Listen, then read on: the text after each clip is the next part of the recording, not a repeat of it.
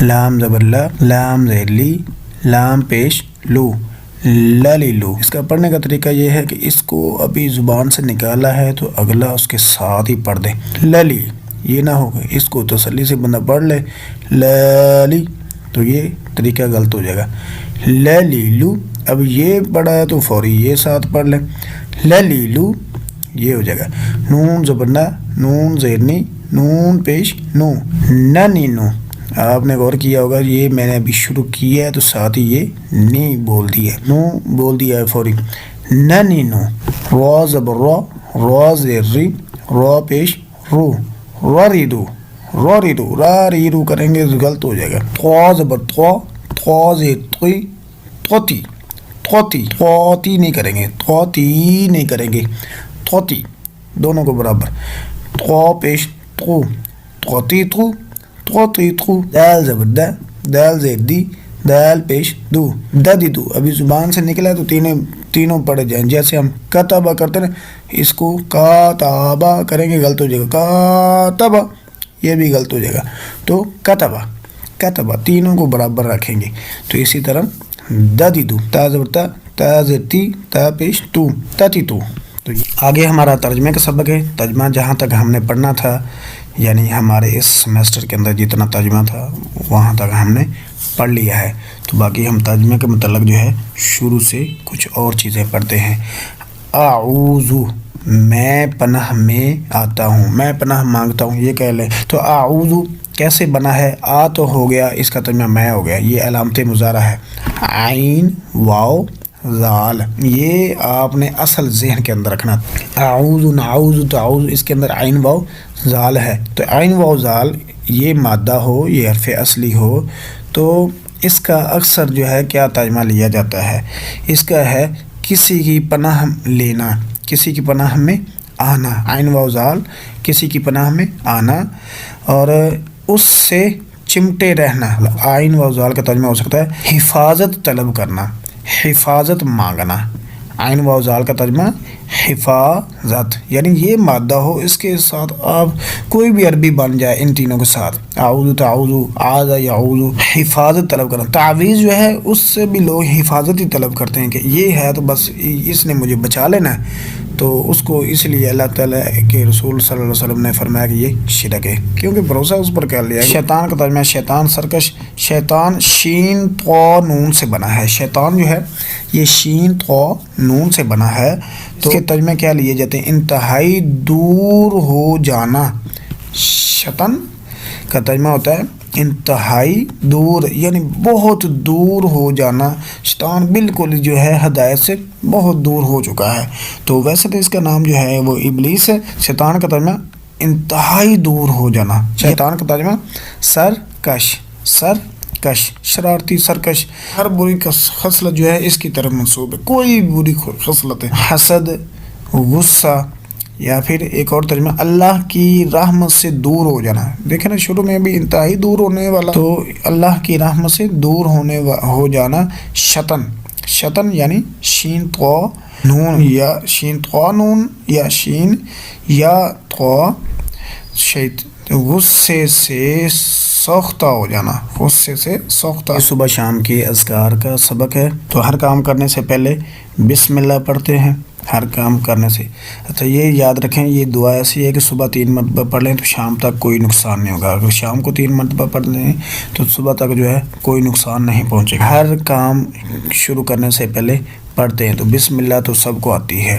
آگے جو آپ نے حرف گن لینے ہیں، کتنے الفاظ بنتے ہیں، ان کی ترتیب آپ نے یاد کر کے پڑھتے جانا۔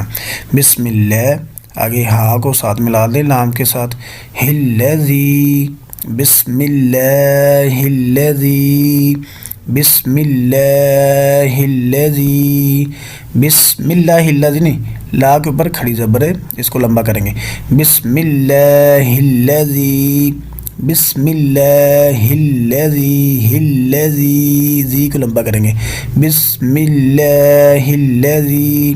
آگے ہے لا یضر، لا یضر، لا یضر، لا یضر، لا یضر، شروع سے لے آئیں. بسم اللہ الذی لا یضر. بسم اللہ الذی لا یضر.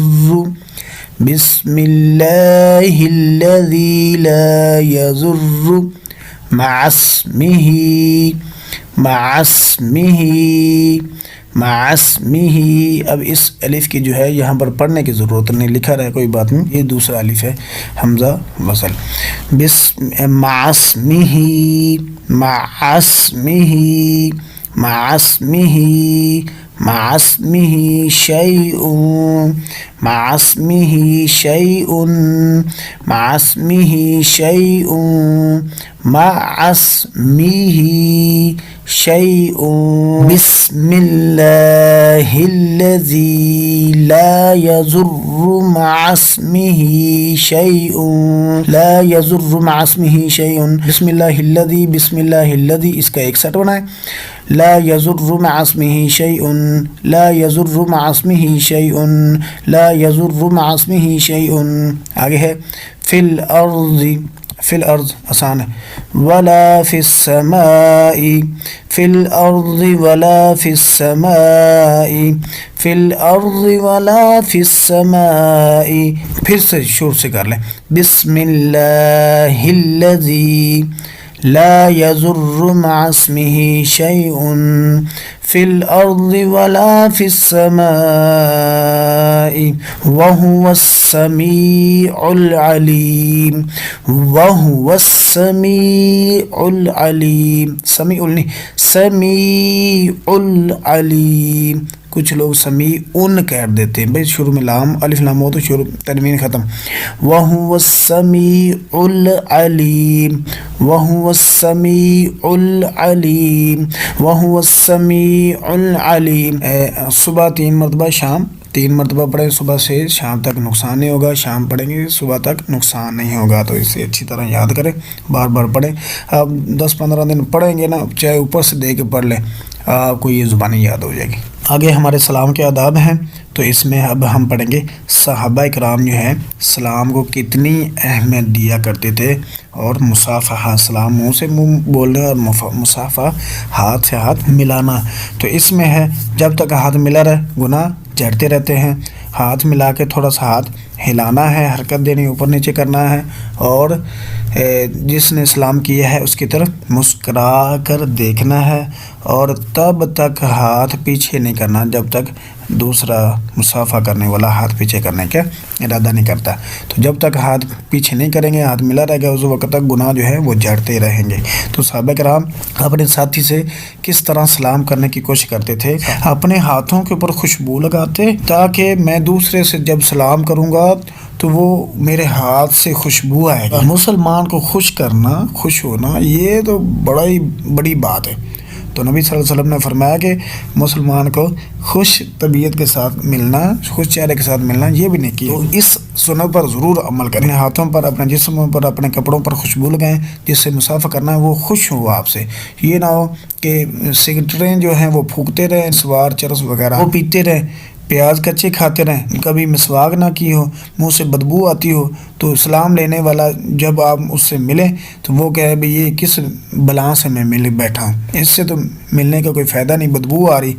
اتنا صاف ستھرا پاک خوشبو لگا کے جائیں دوسرے بھائی کے پاس، اس کی طبیعت خوش ہو جائے. برا بن عازب رضی اللہ تعالیٰ کا عمل کیا تھا، انہوں نے ابو داود رحمہ اللہ کا ہاتھ پکڑ لیا، یعنی ہاتھ کے ساتھ سلام بھی کیا، منہ سے بولا اور ہاتھ سے ہاتھ ملایا، اور ساتھ کیا کیا، مسکرائے. ایک اور صحابی ہیں وہ اپنی ہتھیلی لوگوں کو دکھایا کرتے تھے.